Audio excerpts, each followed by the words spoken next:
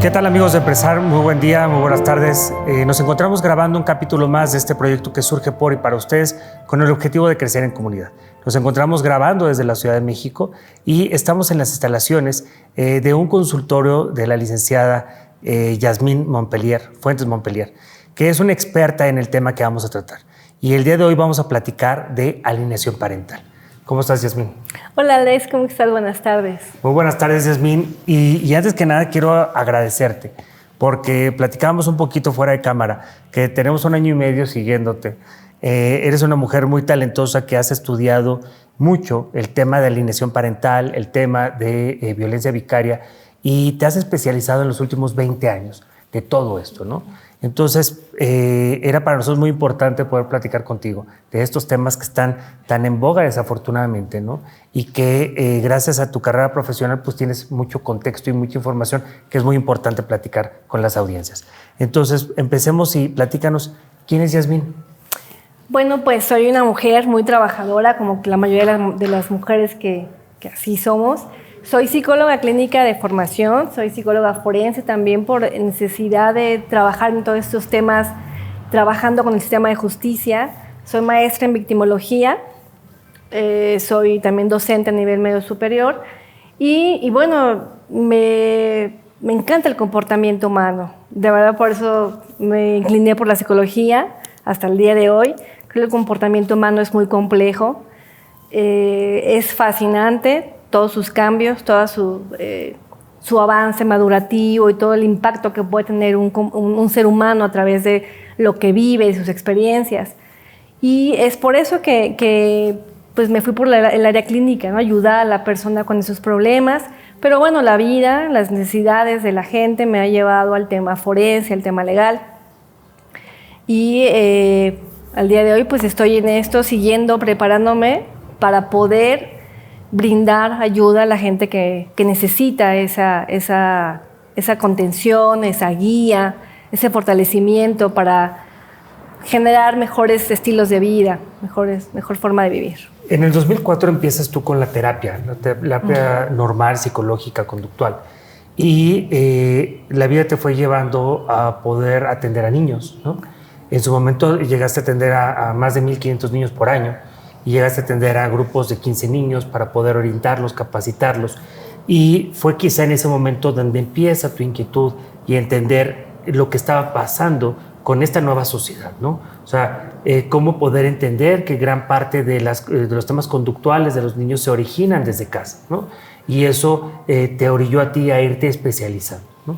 Es en el 2012 que tú estudias la maestría y empiezas con este concepto a entender, estudiar e investigar a nivel mundial cómo empiezan a surgir y a converger todo este tema de conocimientos relacionados a las nuevas familias, los temas conductuales en los niños, las separaciones y la relación de pareja, ¿no? Y entonces empiezas a entender tú qué es esto de alineación parental sin conocerse en ese momento como tal, ¿no? Uh-huh. Entonces, ¿cómo fue para ti esta incursión a este tema?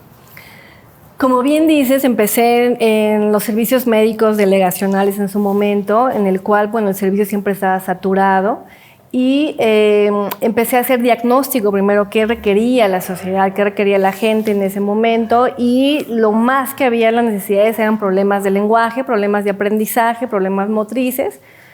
En ese proceso, para yo poder hacer los talleres y decidir qué niños iba a qué taller o a cuáles talleres, tenía que hacer entrevistas a padres, tenía que evaluar.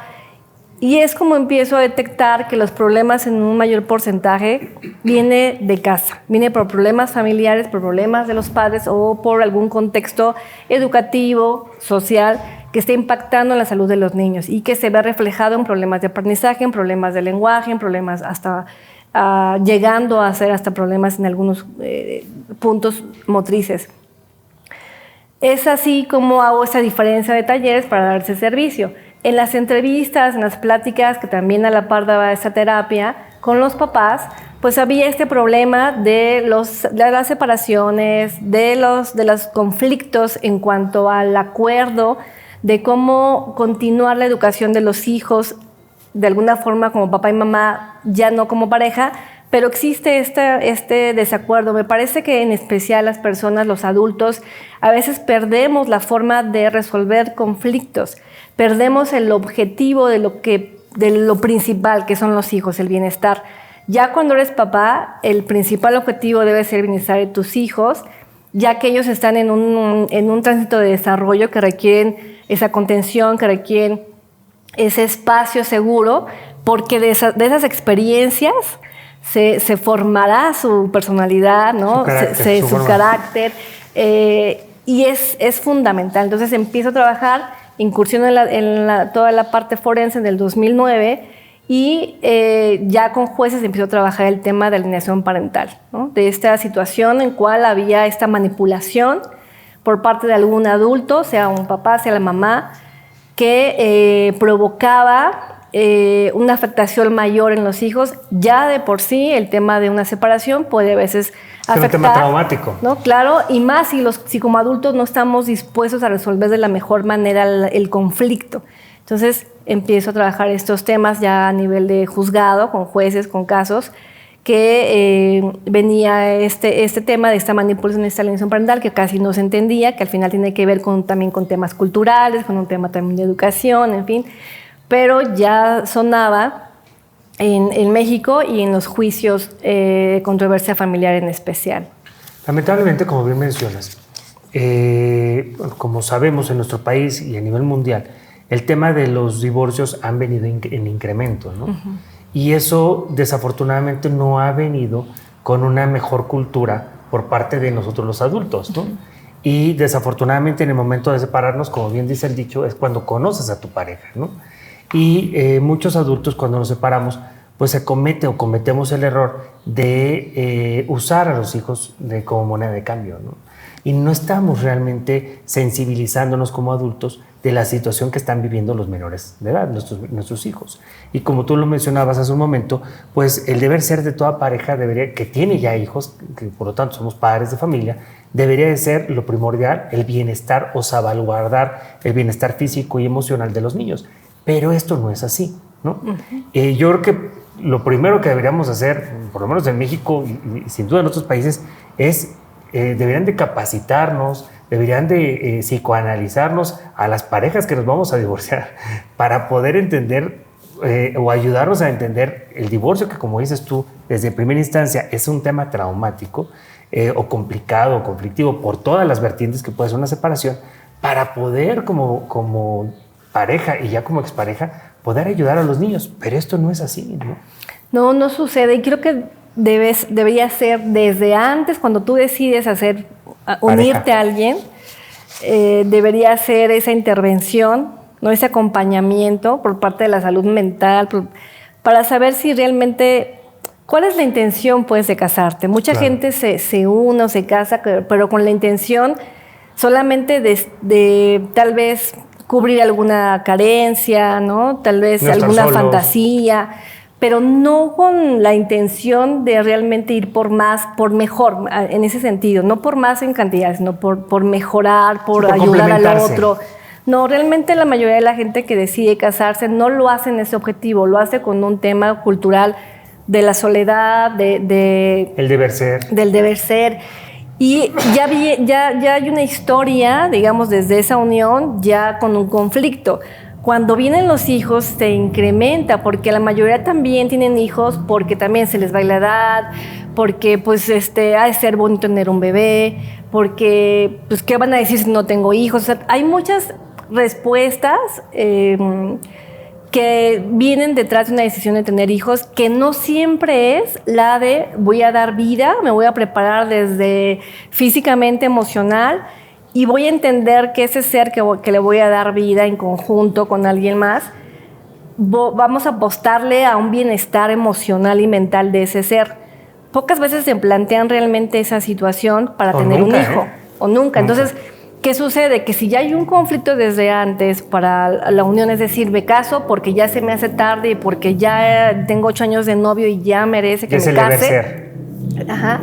Cuando tengo un hijo, eso no va a cambiar, ¿no? Se va a complicar más, porque entonces el hijo puede, en esas parejas que no tienen muy claro la intención de unirse, ese hijo puede venir a potencializar las carencias ya previas, ¿no? O sea, ya para qué lo tuve, ahora ya no me haces caso. O sea, hay muchas circunstancias que pueden cambiar la vida de los adultos cuando hay un hijo y cuando no están preparados para tal.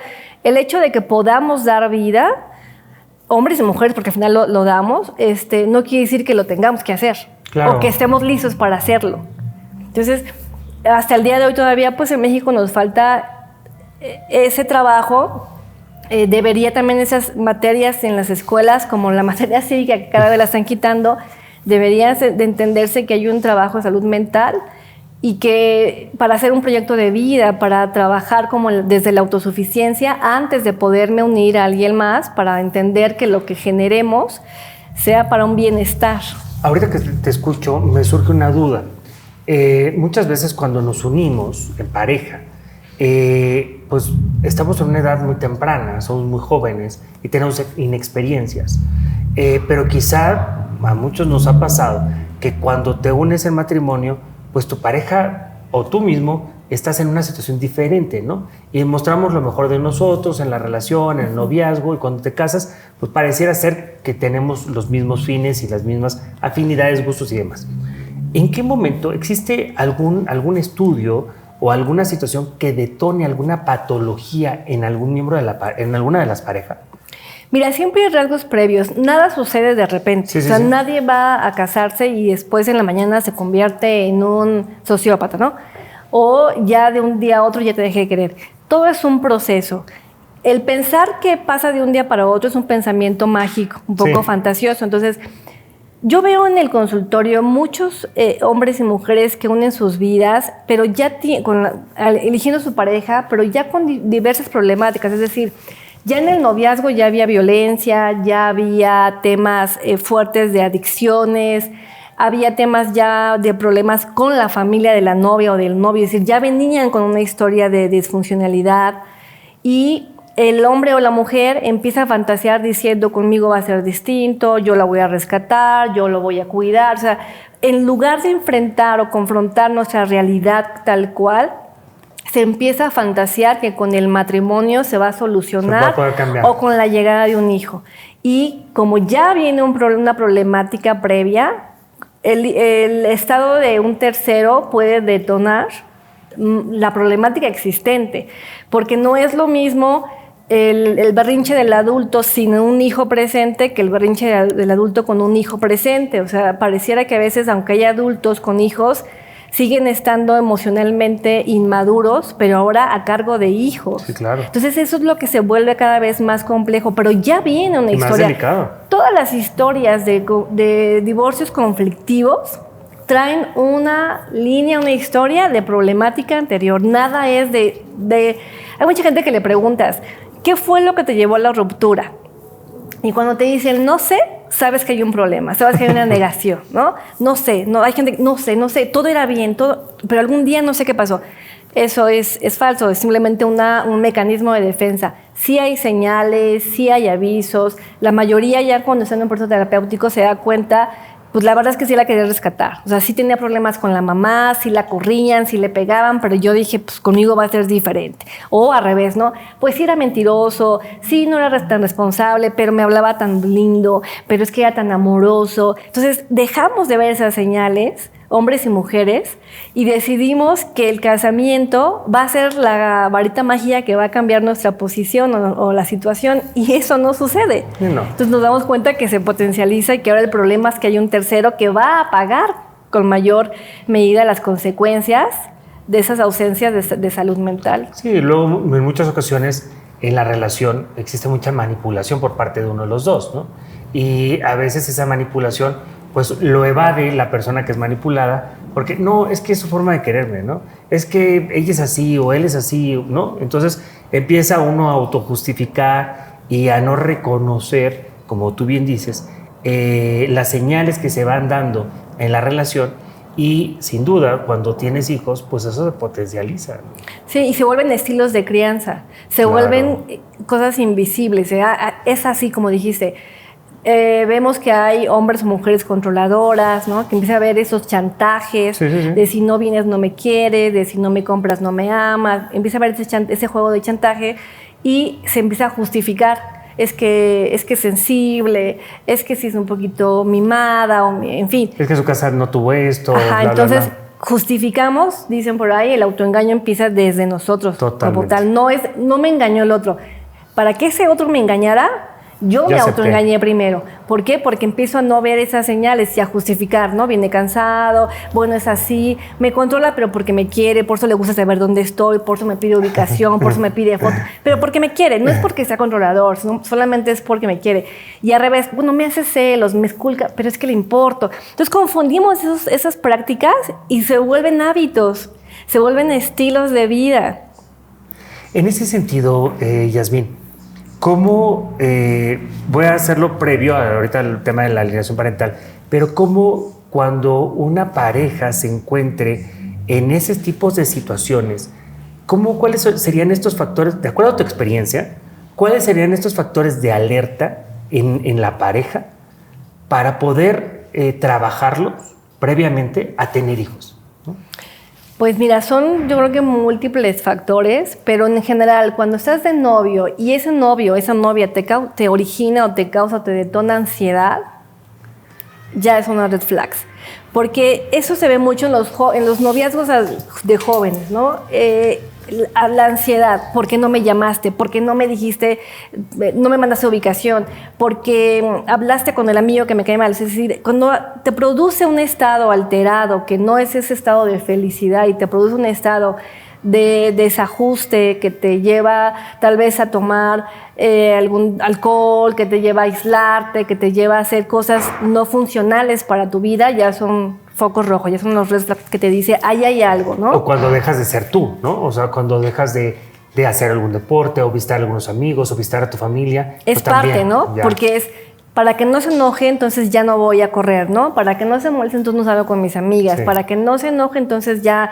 Cuando dejas de hacer esas cosas funcionales que antes hacías con cotidianidad y que te tenían tranquilidad, que te daban paz, y dejas de hacerlas porque al otro le parece mal, cuando son temas funcionales, ¿no? Obviamente puede haber correcciones de comportamiento que pueden ayudar, es decir, puede haber gente que diga, pues dejé de fumar, bueno, eso está padre, eso es bueno. Me explico, ¿no? Pues ya dejé son cosas positivas. Exacto, pero si yo ya empiezo a dejar cosas habituales que me ayudaban a estar mejor, porque el otro le moleste, porque el otro le incomode, eso ya es un momento para decir, a ver, algo está pasando mal. El tema es que hay mucha codependencia emocional, hay mucha confusión, hay mucha justificación de hombres y mujeres en la relación porque damos peso a cosas externas. Es que está bien guapo, ¿no? O es que está bien bonito, sí, qué cuerpazo. Entonces damos paso a ese tipo de cosas y dejamos lo fundamental, que son, a ver, ¿qué planes tiene a futuro ese hombre, esa mujer? ¿Qué tan autosuficiente es? ¿Cuál es su, como dicen, qué sueña, qué piensa? Primero de él, ¿no? Él para dónde va, ¿no? Okay. O ella ya terminó, es decir, ella es una mujer que es autosuficiente, eso es importantísimo. Ella ya estudia, trabaja, ahorra, ¿qué hace, no? Y él igual, ¿qué piensa, qué sueña, cuál es su proyecto a 6 meses, a 1 año, cómo se visualiza? Tenemos que realmente hablar del ser, ¿no? Más claro. Que de lo externo, pero nos enseñan tanto, hay tanta mercadotecnia, tanta cosa, confusión de lo externo, que entonces mucha gente se va en eso y dice, bueno, pues le aguanto, pero es que la verdad está buenísima o buenísimo, y entonces ya, hacemos a un lado lo valioso. En ese sentido, yo creo que es importante que las personas que nos estén viendo, hombres y mujeres, que cuando se sienten en una relación, que están perdiendo su esencia, que están dejando de ser ellos o ellas mismas, que están viviendo una situación de ansiedad, como dices, o estos factores rojos o foquitos rojos que se están encendiendo, hay que prestarle atención. Si no los podemos platicar con la pareja abiertamente, hay que acudir a terapia primero nosotros, para poder entendernos, porque mientras no tengamos amor propio no vamos a poder establecer límites. Esos 2 puntos que utilizaste importante. Mira, primero, la terapia. Todavía al día de hoy en México, ya menos, pero todavía al día de hoy hay mucha persistencia. Mucha resistencia por falta de información real y por considerar que la terapia realmente es para gente que de verdad no puede, ¿no? O sea, está muy mal, está loca. Eso es un tema muy grave porque realmente la terapia psicológica tiene que ser mirada como una atención a la salud integral. Así como la gente asiste al dentista, que es fundamental, al oftalmólogo, al ginecólogo, al médico, que es importante, es el tema de la salud mental. Es más, yo muchos papás que están en proceso terapéutico, que se preocupan mucho por el tema económico, que es importante, les digo, ok, ocúpate en ese tema, pero ocúpate también en el tema de salud mental de tu hijo, porque un niño con problemas emocionales desde la cuna, desde la casa, aunque tenga lo que tenga económicamente, no logrará objetivos realmente satisfactorios y grandes, ¿no? Siempre va a acabar mal. Porque el mejor seguro es la salud mental. Así como la gente se ocupa de que aprenda a nadar, porque es un seguro de vida, la salud mental es igual.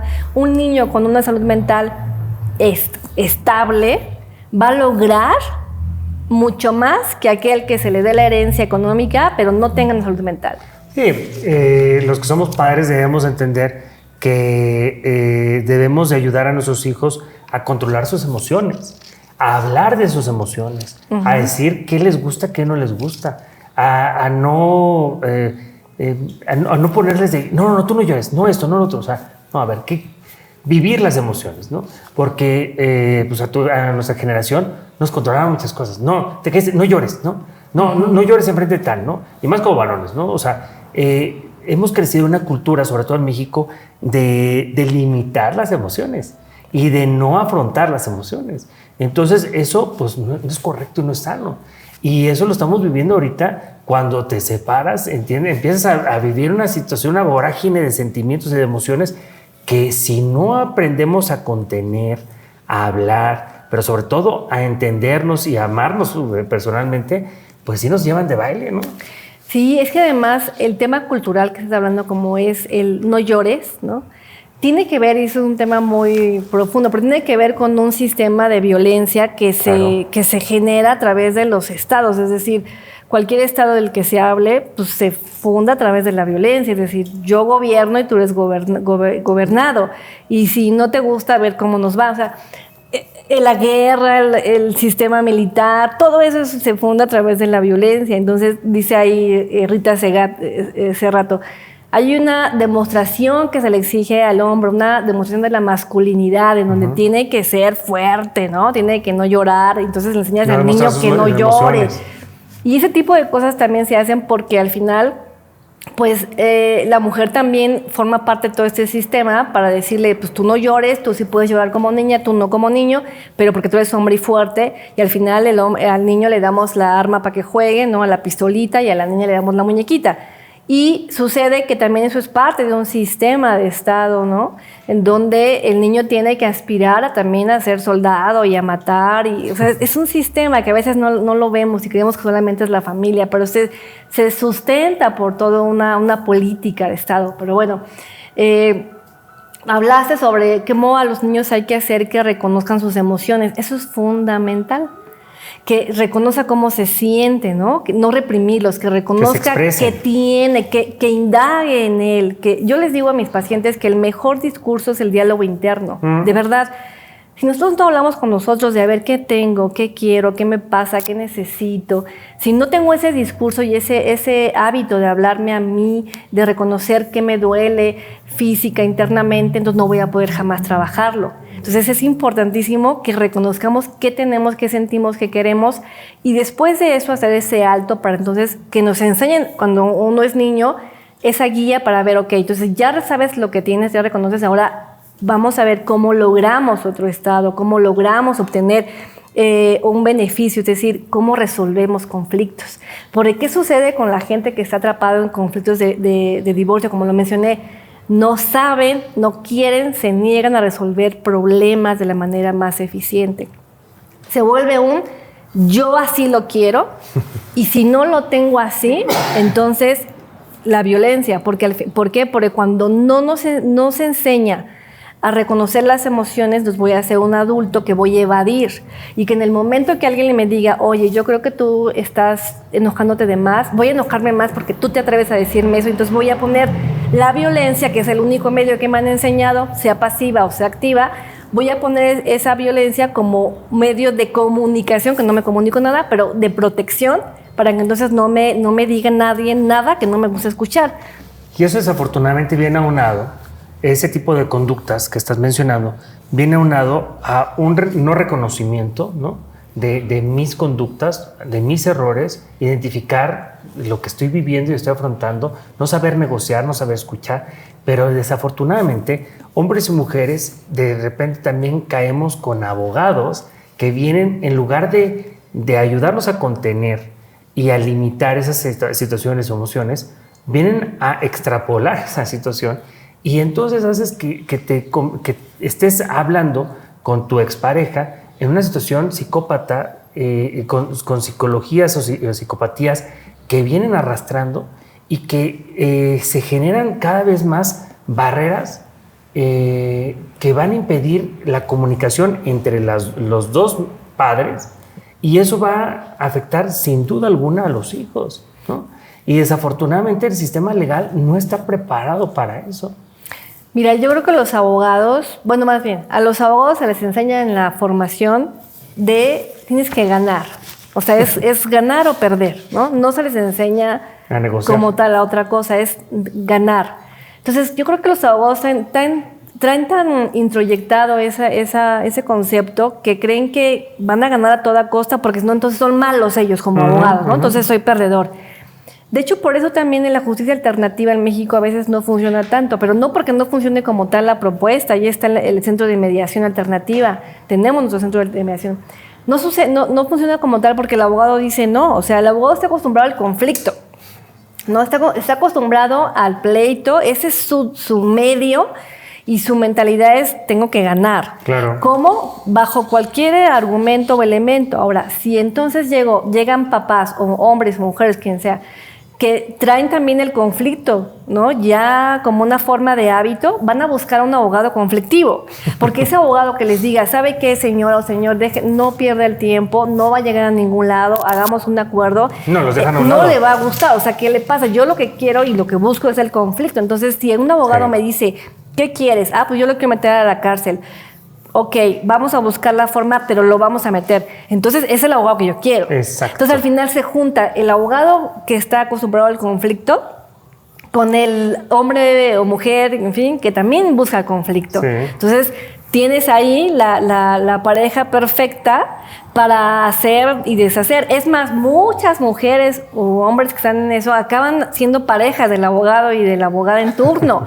Y entonces ya lo toman personal, ¿no? Sí. Yo he visto muchísimos casos, más de lo que ustedes creen, del abogado que ya anda con su clienta y entonces ahora no nada más lo tomo a personal, sino ahora ya te veo al papá y ahora ya me peleo y entonces ya, sí, no solamente ya se profesional. involucran. Hay muy poca ética en muchos abogados, ¿no? Ya se involucran emocionalmente y lo mismo pasa con abogadas y hombres, ¿no? Entonces hay falta de ética, hay una formación desde la universidad en donde estoy acostumbrado a ganar y pues se encuentran con gente también que busca el conflicto y busca mantenerlo lejos de cómo le hago, abogado, para qué me corresponde por ley. O sea, no voy a pelear nada que no sea lo que la ley me indica y siempre en beneficio de que mis hijos estén mejor, ¿no? Sin agresión. Pocas veces logramos eso. Hay abogados realmente con ética, son pocos, pero los hay.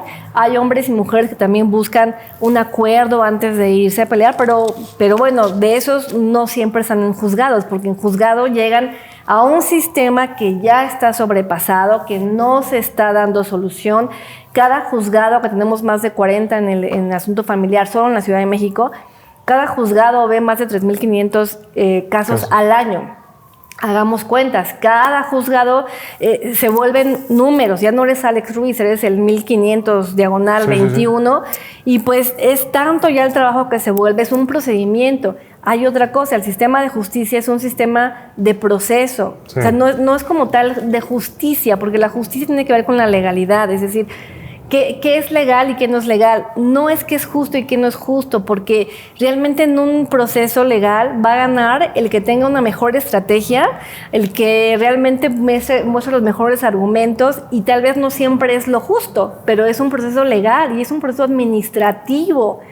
No es que yo llegue y a las 2 horas me voy a arreglar en un mes, no es cierto. ¿Por qué? Porque hay un proceso administrativo que tiene que ver el momento que recibo la queja, que el sistema lo reconoce, entonces hay que pasar un tiempo y luego se le pasa al juzgado y luego, o sea, hay todo un camino antes de que nos sentemos a una conciliación, ¿no? Entonces, la gente bueno, el nombre es muy bonito, sistema de justicia, es muy lindo, pero realmente es un sistema administrativo que lo que va a hacer va a procurar legalidad. Sí. No quiere decir que sea justo, ¿no? Es legal, lo que sea legal. ¿Cuál es legal? Lo que marque las leyes, lo que marque en ese momento. Pero ese es el tema. Mucha gente gasta miles y miles en un proceso legal, pudiendo llegar a un acuerdo y tal vez... Un acuerdo es, yo voy a ceder en algo, porque no todo va a ser lo que yo quiero, pero voy a ceder, pero también tú vas a ceder, ¿no? Pero pasan muchas cosas ahí en esa situación, ¿no? De repente, los motivos por los que se separa una pareja son muy grandes, ¿no? Y existen muchas vertientes y muchas aristas en las separaciones, ¿no? Y de repente, si una de las partes se siente vulnerable o si una de las partes descubre que hubo situaciones que no tan fácilmente se puede negociar como una infidelidad, pues entonces la otra persona, si tiene unas características narcisistas, pues va a entrar con un mecanismo de defensa muy complejo que va a evitar y va a ser muy complicado el poder negociar. En primera instancia el divorcio y en segunda instancia todo lo relacionado a la custodia, ¿no? Es que hay fantasías, o sea, hay la mujer o el hombre que se casa para la familia ideal y siempre estar juntos, pero en un tema más fantasioso que real, cuando hay una ruptura por una situación de infidelidad o de agresión, lo que se le rompe al adulto es su idea, su fantasía. Y entonces es con lo que va a tener que trabajar la frustración. Muchos adultos tampoco tienen trabajado el tema de la frustración, ¿no? Pues por eso dan tanta agresión, por eso vemos que al primer... sales a la calle y oyes tantos claxonazos y tantas mentadas. ¿Por qué? Porque el adulto, aparte de todo el contexto estresante que puede haber en la sociedad, tampoco está apto para manejar su propia frustración. O sea, en las rupturas tal vez mi proyecto de vida no se dio contigo, ¿no? Entonces yo tengo que trabajar, ¿qué tanto tengo yo, otra vez como ese niño, aceptar, reconocer, asumir, para poder trabajar? La introspección personal de nuestras áreas de oportunidad, porque la otra pareja, la otra parte, no solamente cometió los errores, o sea, es una cuestión de dos, ¿no? Siempre. Uno fue el infiel, pero el otro, ¿qué pasó para que el otro fuera infiel? ¿No? Sin que estemos responsabilizando a uno a otro, pero al final es una situación de dos siempre. Y tenemos que trabajar como adultos en esa introspección, pero acabas de decir algo muy importante, el tema de la frustración. Creo que como padres tenemos una labor bien importante de trabajar en la frustración con nuestros hijos. Es decir, oye, es que no gané esta carrera. A ver, ¿qué pasó? ¿Entrenaste lo suficiente? Claro, ¿qué nos faltó? Vamos a corregirlo. ¿O tú crees que hiciste lo suficiente? Bueno, entonces vamos a trabajarlo de determinada manera. Pero es mucho el diálogo y que desde casa, desde nosotros como padres, desde una edad muy temprana con nuestros hijos, trabajemos y hablemos con la frustración. Yo he tenido equipos de trabajo desde muy joven y siempre les he platicado que hay que trabajar con la frustración.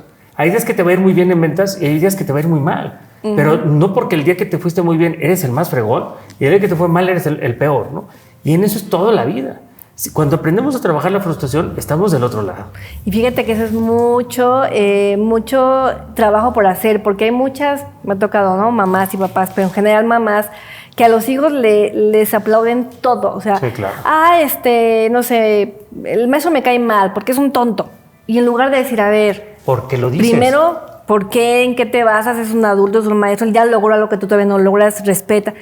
Sí, pues sí, la verdad es que es un tonto. Tú, mi amor, tú eres el más listo, el más hermoso, el más... Así les hablan, ¿no? Es decir, hay un juego también mucho de seducción emocional de mamás y papás con los hijos. O sea, parecen las parejas emocionales de los papás o de las mamás que sus hijos. Entonces, idealizo lo que mi hijo hace, ¿no?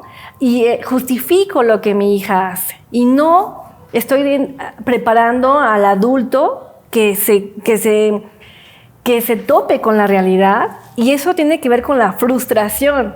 La realidad no es como querramos. No todo es color de rosa. Nada es como querramos. No es color de rosa. Hay retos. Claro. Hay retos, hay frustraciones, hay caídas, hay logros, ¿no?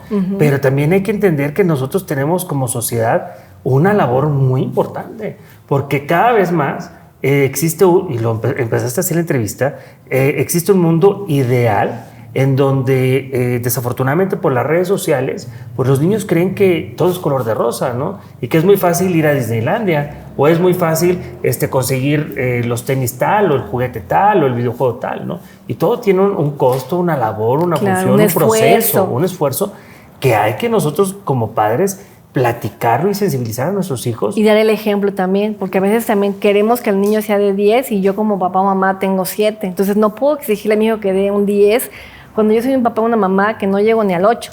No, le decimos al niño, aprende a respetar a tus mayores cuando nosotros nos ven que no respetamos a nuestros padres, a nuestros hermanos o a nuestros colaboradores, ¿no? Sí, te digo, o sea, al final todo viene de los papás, de la educación, cómo el niño va a aprender a través de la experiencia. Y bueno, entremos un poco en materia. Entonces, en ese sentido, ¿en qué año se empieza a hablar de este concepto de alineación parental? Bueno, realmente esto empieza a hablarse más como SAP, ¿no? Como síndrome de alineación parental, ya sabes.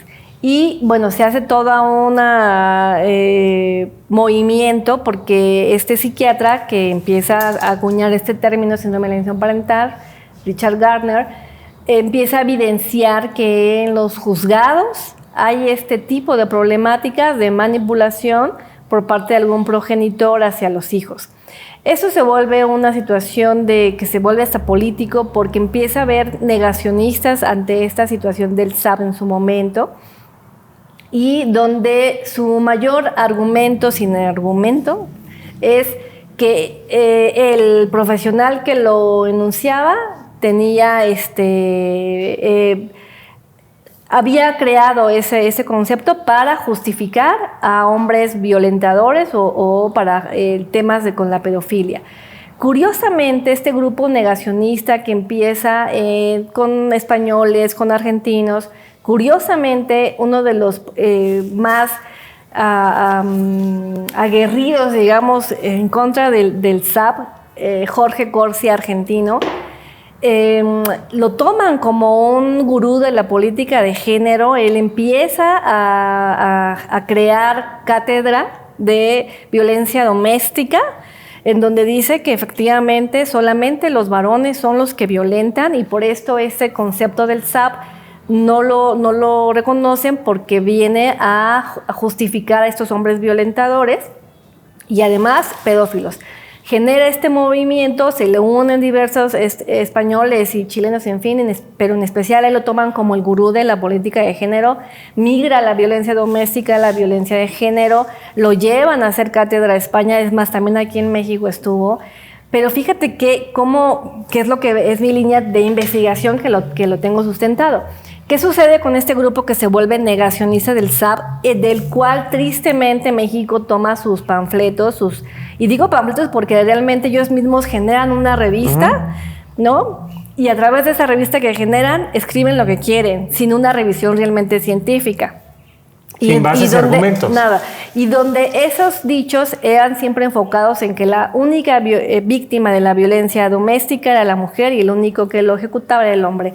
Curiosamente, en el 2009 es atrapado, es señalado Jorge Corsi, que es este gurú de la política de género, es señalado y denunciado por corrupción de menores. O sea, este señor que realmente alzó la mano para negar el SAP en su momento, hablamos de los 2012, 2009, o sea, empieza a generar ese movimiento, que México se suma tristemente, ignorantemente repite, ¿no? Como muchos políticos les gusta, ¿no? Se vuelven repetidores sin ser analíticos.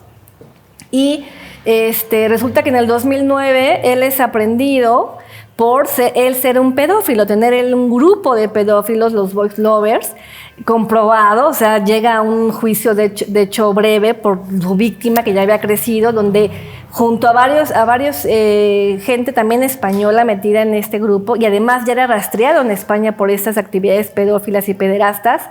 Se descubre que él tenía este grupo donde a niños vulnerables los captaban para obviamente abusar de ellos y además para generar pornografía infantil. Este mismo es el que negaba el SAP, fíjate, es el mismo que señaló que Richard Gardner era el pedófilo, cuando era el pedófilo el que estaba hablando. Como se vuelve este movimiento y había ya cátedras de Jorge Corsi allá en España y él ya estaba metido en el comité para generar la ley que se hizo de la Ley Integral contra la Violencia de Género, imagínate lo que fue para ellos que su gurú era el pedófilo, ¿no? El que señalaba y se ponían de santos era el pedófilo con su red. Entonces, lo que hace este grupo negacionista en su momento del SAP para que no se les tirara todo el movimiento político es obviamente dejar de hablar de Jorge Corsi como su mentor, que lo fue por muchos años, y entonces pues meter a gente que aparentemente no tenía relación con él, para seguir con esta misma propuesta terrible. ¿Por qué terrible? Porque lo que se deja de ver es que aquí el tema de alienación parental es que los hijos son afectados. Se pierde esa protección y se vuelve un tema netamente de política de género, hombres contra mujeres, lo cual es una situación y una guerra que nunca va, o sea, no es posible que sea. Porque lejos de que hombres y mujeres logremos otra vez como un conflicto de problemas, como logremos un tema de ayuda, de trabajo, de revisión, volvemos al conflicto de yo soy mejor que tú y tú eres mejor. O sea, ese tema que se va a empantanar. Entonces, lo que sucede es que, por eso cuando aquí tenemos el artículo 323 séptimos que hablaba de la alienación parental, no del síndrome como tal, esta gente negacionista hasta el día de hoy utiliza ese discurso para para repetir. Son repetidores, ¿no? Para otra vez lo mismo. Es que Richard Gardner era el pedófilo y es el que decía que... Y nada que ver cuando no hablan de su gurú, Jorge Corsi, que fue realmente quien generó la política de género, sus discursos, sus panfletos, diciendo que el hombre era el único violentador y la mujer era la víctima. Y esto tiene lógica, porque miren, en el perfil del pedófilo y el pederasta lo que quiere es negar. Lo que hace el pedófilo es burlarse de la figura del padre. Es decir, el padre, lo que te hace padre, hablando del rol parental, lo que te hace padre es que tú divides. Sabes que tu hijo no se toca, sí, claro, ¿no? Sabes que tu hijo es un ser y que lo vas a cuidar y proteger y que el tema sexual está negado, digamos, ¿no? Lo que es el pedófilo es burlarse de esa ley, ¿no? Él lo que quiere es reírse de ser padre, él rompe esa línea. Entonces, por eso es que se entiende que este pedófilo, Jorge Corsi, que era este principal negacionista del SAP en su momento, hace esta teoría donde solamente el hombre es el generador de violencia y la mujer es víctima. ¿Por qué? Porque entonces así dejas sin la protección del padre a los niños, listo para los depredadores como él, ¿no? Entonces realmente eso es muy grave. ¿Qué pasa en México? Se hace el artículo 323 séptimos que pudo tener sus fallas, tampoco era que estuviera excelente, pero empezaba a hablar sobre la afectación que se genera en los niños por la manipulación, la alienación parental. ¿Qué pasa con el movimiento político de género? Se agarran todo de España, como siempre les gusta, y repiten este mismo discurso de, es que el SAP lo generó el pedófilo, cuando se quedan calladas con su gurú Jorge Corsi, que sí era el pedófilo y está confeso, está documentado. Y entonces acallan eso, de hecho retiran muchos libros de él, algunos libros de él, pero ya se quedó, o sea, ya el sentido de la doctrina de la ideología de género, al menos creada por él, ya se había permeado. Entonces, cuando se hace la acción de inconstitucionalidad que presenta la doctora Perla Gallardo en el 2014, en contra del 323 séptimos del artículo que está en el Código Familiar, refieren los mismos argumentos de España, el mismo discurso que te acabo de contar, pero además meten otra línea, otro argumento, donde dicen la alienación parental es una discriminación indirecta de la mujer. O sea, lo vuelven netamente de género, política, ¿no? Cuando lo que se estaba advirtiendo es que los niños estaban siendo afectados por comportamientos manipuladores que ejercían los adultos. En lugar de enfocarnos a la protección de los infantes otra vez y ver qué está sucediendo y cómo la podemos evitar, se infiltra toda esta ideología pues sexista, porque divide estos sexos malos y buenos, se interfiere. Y lo que se genera es que esta idea es una violencia hacia la mujer porque indirectamente la discrimina. ¿Por qué la discrimina? Porque la mujer es la que tiene aún hoy en día el mayor cuidado, la mayor responsabilidad de la crianza de los niños. Entonces dicen, si entonces se habla de alienación parental, entonces hay una discriminación indirecta de la mujer y en consecuencia dañamos a la mujer. Y entonces se pierde el objetivo, que es la niñez, la proteger, y se vuelve un tema netamente de género. Es más, solicitan que en temas de niñez se incorpore política de género. No tiene nada que ver la política de género ni la perspectiva de género en temas de infancia. Tiene que ser la perspectiva de infancia, porque lo que impera el día de hoy, nos lo dicen las leyes, nuestras normas internacionales y nacionales, es que hay un interés superior de la niñez. En consecuencia, el adulto en cualquiera de sus instancias, en cualquiera de sus áreas, tendrá que ser responsable y velar porque ese niño tenga derecho a una vida libre de violencia, tenga derecho a la educación, a vivir con ambos padres o a convivir, aunque estén separados. O sea, hay una serie de derechos de la niñez que están por encima del derecho de los adultos. Y entonces ahora, ir en contra de cualquier propuesta que vele por intereses de superior de la niñez, pues es hacer un retroceso, es decir, es dejar al niño sin desprotección. Entonces, lo que pasa con estas políticas de género es que lo que se pierde es la protección de la infancia y se perpetúa en el comportamiento, porque aunque se derogó hasta el 2017 el Código 323, eso no quiere decir que se eliminó el comportamiento.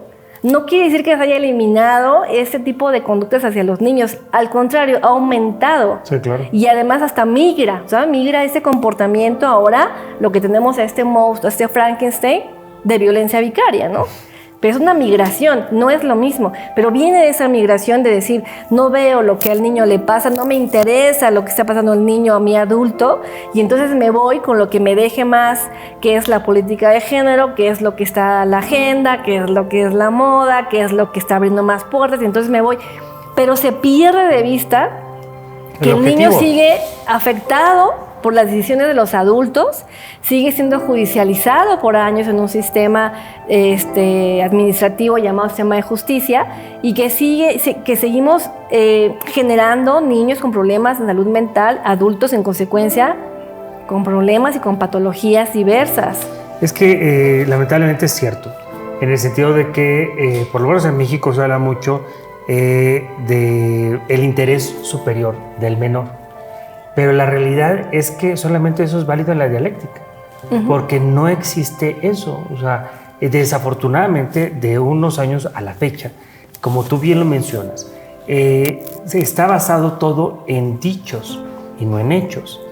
Y entonces, al generarse dichos, estamos dando por válido que únicamente el varón es el generador de violencia, cuando lamentablemente la violencia se genera de diferentes lados. Porque es un comportamiento, es un comportamiento de los seres humanos. Es una patología que puede tener un hombre y una mujer.